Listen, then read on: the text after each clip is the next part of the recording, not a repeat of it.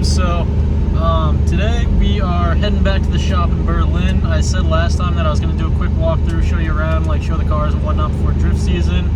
That didn't happen. Got pretty distracted last time. We ended up just getting food and like hanging out. But today I'm going to try to make that a priority. I think Brendan at least is going to be there, and he rents there, so he knows like the story with all the cars. I mean, roughly we all know like what's kind of going on, but he knows what everyone's like working on. So we're probably going to talk to him, have him go around the shop real quick. He's got a YouTube too, so I'm going to throw that in the video. He's also got a dope business where he sells a bunch of merch and like different car parts for S14s and I think some S13 stuff too, like cup holder stuff and things like that. So definitely check it out. It's Iridium Works. Oh, that was a pretty cool car. I don't know what it was, but yeah, gonna throw that in the video, and I'll catch up with you when we're at the shop. All right, so we're going for a ride along in the LS240. Look at this lineup. We got all the 240s. Sheesh. But we're going for a little ride along in Jake's LS240. It's got a, I think he said a 3rd gen LS1 5.3. I don't know. I don't know much about LS's, but oh, I just stepped in water.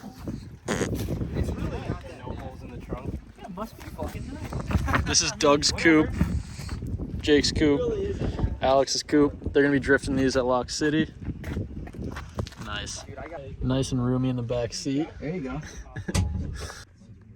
Yeah, you can definitely tell that this thing's a drift car. Oh, for sure, dude. The hydro and that shifter's sick. Oh, yeah. Sounds and noises. It's a welded diff life.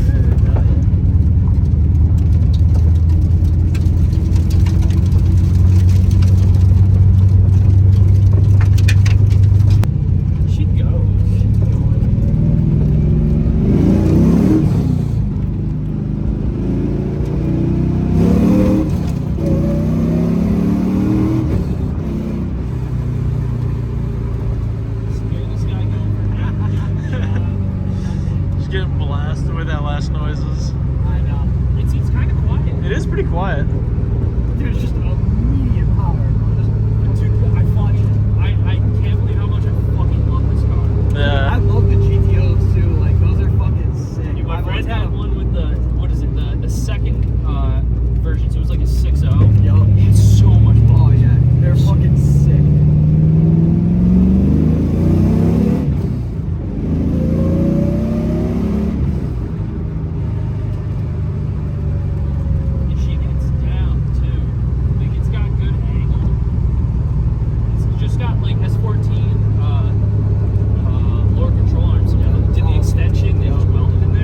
That's what I want to do for the e36. Yeah, this was like it's common like 240. Just throw a little block in there and weld it up.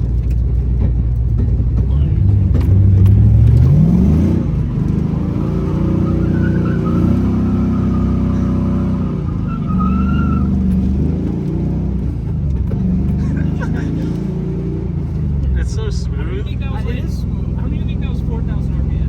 No, sometimes it's like 4.5. And it's like quiet too. Dude, she just goes. I'm so happy with this car.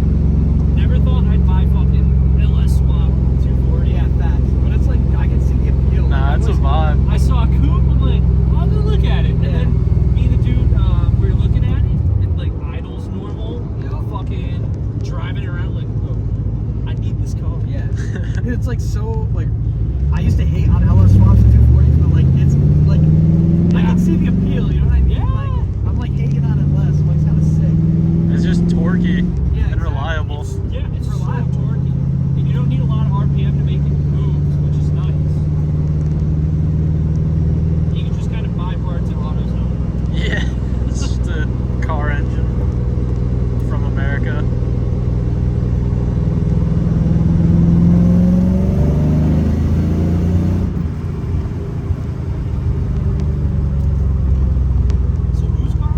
What's going on, YouTube? So yesterday I was at the shop. We went for a little ride along in Jake's LS240. I gave you a quick walkthrough of the coupes So we had Alex's, which is bone stock, dual cam KA. I think he said he has like a 4.2 diff or something like that. So he's going to weld that up, and that's going to be his, or actually I think it already is welded, so that's going to be his drift machine for this season. Doug has a single cam, and I believe he said a 4.6, so he's got to weld that one up, and that thing should be pretty funny because it's going to be about the same power as this. So honestly, for tandems and stuff, we should be pretty even, because believe it or not, the 318 economy package sedans are 2,600 pounds. So that's about the same weight as a 240 coupe, which is kind of crazy for a four-door car. So we should be hanging pretty even. Also, I got the 1J car chilling back here. So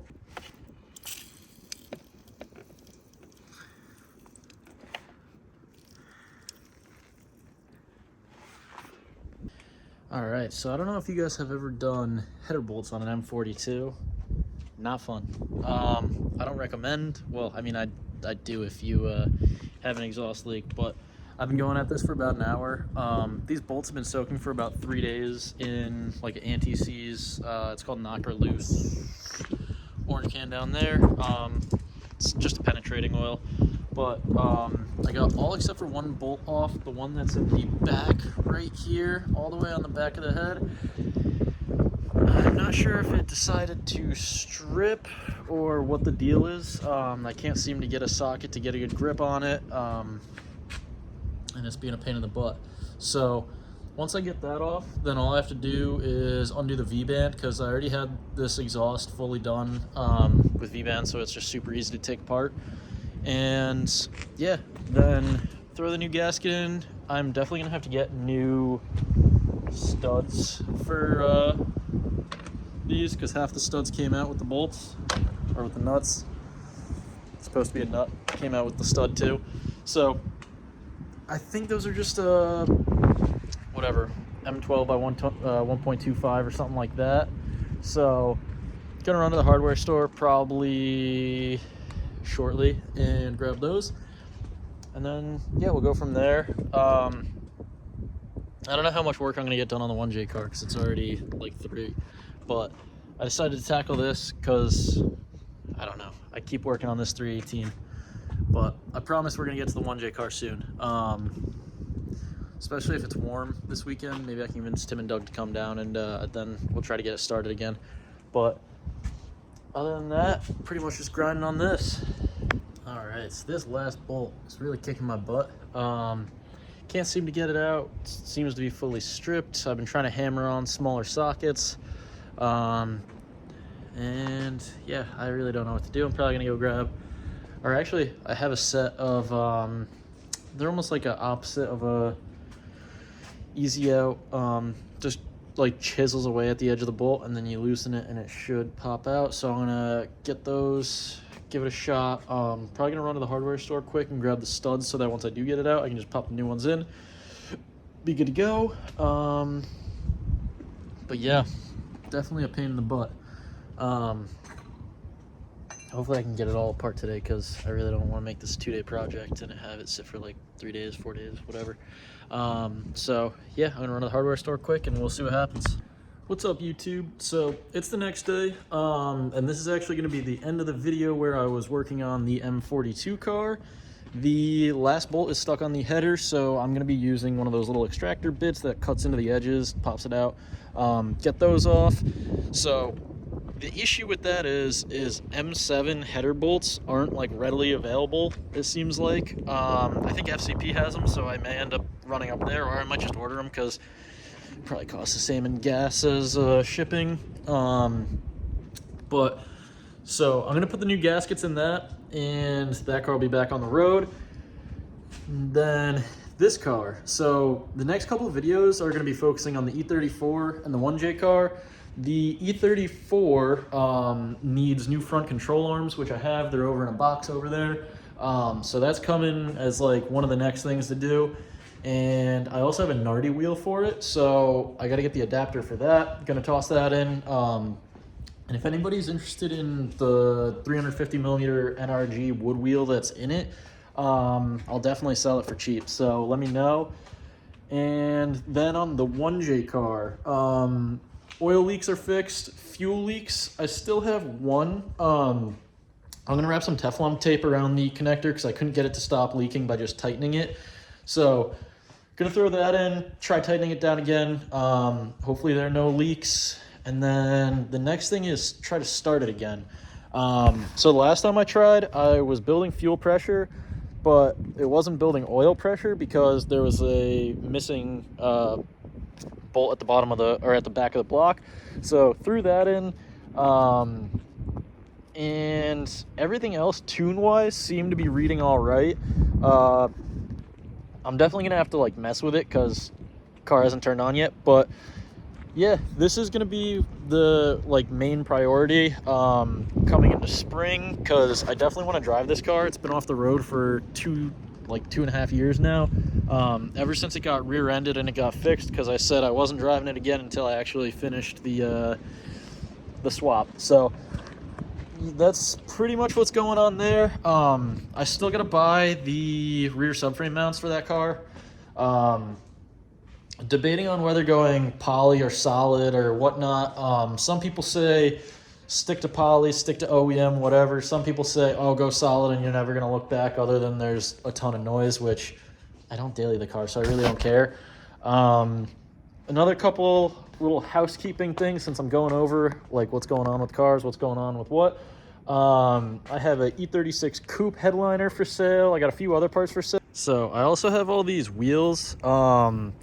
The Steelies, those are 5x114. Everything else is 5x120. Pretty much anything's for sale at the right price. I have a single E46 wheel, like $25, $50, come take it. The BMW Steely's not for sale, just because I like running those on the rear of the drift car. These OZ MSWs hit my line. I'll let them go for cheap, like $150, take them. I got these E46 17s. They're pretty neat. I got all four. Tires aren't the worst. I do believe they're a winter tread, but doesn't mean you can't run them whenever. I don't know, like $400 maybe. Paint's kind of goofy on them, so if you're subscribing to the YouTube and you saw this deal, bang my line. I'll let them go for like $300. Got some Style 2s. I don't know, those like $100. You could take a set of 4. I have 2 sets of them, so I don't really care. And I believe that's probably gonna be it for like what's actively for sale. I have like a few stock 328 sedan mufflers, things like that. Not sure if anybody really wants those. If you do, let me know. Let them go for cheap. I also have a spare, or not a spare, I have a automatic 530 transmission and an automatic 525 transmission. I believe both of the transmissions are good internally. The 525, the torque converter went bad, we think. We swapped it out of Jeff's car. It's just sitting in my backyard. I got to double check with him, make sure that he doesn't care. But if someone wants that, literally just come take it. Same with the 530 trans. That transmission was actually completely fine for the 5 Series. It turned out that it was a snapped shifting cable. So they're both automatics. I have 0 use for them, so feel free to come scoop them, scrap them, do whatever you want. I really don't care. They're just sitting on the side of the driveway and probably going to turn into like a table if they stay here. So other than that, have a great rest of your day. I'm going to get to work on the other cars, and that's going to be in the next video. But figured I wanted to just like wrap things up, give you an update on where things are standing, because I wasn't able to finish the project the other day, and I wanted to show you the homies' cars before it gets too far out from when I did that, and it just makes no sense. So yeah, have a good weekend, and I'll be posting up again probably tomorrow or Saturday. So peace. I love this life I live. Kick back, grab a beer, got a joint, take a